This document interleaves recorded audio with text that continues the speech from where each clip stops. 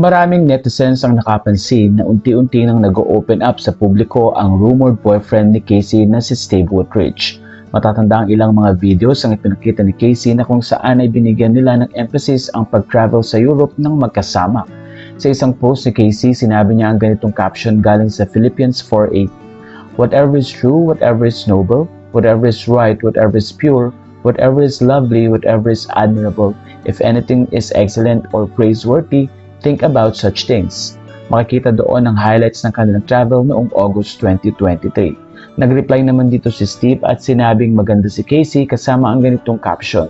And whatever you have learned and received and heard and seen, put into practice, imitate Christ. Hindi naman maiwasan ng mga netizens na mapakomment. Your character is somewhat admirable, my dear. Be proud cause you grow like a decent, kind, and loving person. Never mind the atmosphere from outside, keep doing what will make you happy. Samantala matatandang kamakailan ay lumabas ang mga balitang nag-unfollow si Casey Concepcion sa Instagram ni Kiko Pangilinan at ang half-sister na si Frankie Pangilinan. Na-involved din ang bagong boyfriend ni Casey na si Steve. Ilang netizens ang nagsabing tila nakaka-apekto daw ang bagong BF ni Casey sa mga decision-making nito. Pero nilinaw ni Casey ang issue. Ayon sa kanya, nag-unfollow siya kina Kiko at Frankie para maiwasan na rin ang drama at para na rin sa kanyang mental health. Dagdag pa ni Casey, bilang nasa tamang edad na siya, matagal na siyang tila naging sunod-sunuran sa kanilang pamilya at oras na nga ito para hanapin naman ang kanyang sarili at gawin ang gusto.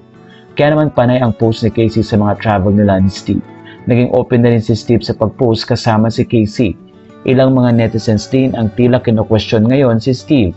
Ilan na nagtatanong kung hindi daw ba ito close kina Sharon at Kiko, matatanda ang na-meet na nila Sharon at Kiko ng personal si Steve. Samantala ilan naman ang nagsabing baka naman part lang ito ng promo dahil may pelikula si Casey at may parating na concert ang megastar na si Sharon Cuneta kasama ang dating asawa na si Gabby Concepcion sa darating na October 27, 2023. Wala na po akong masasabi nyo sa story na ito.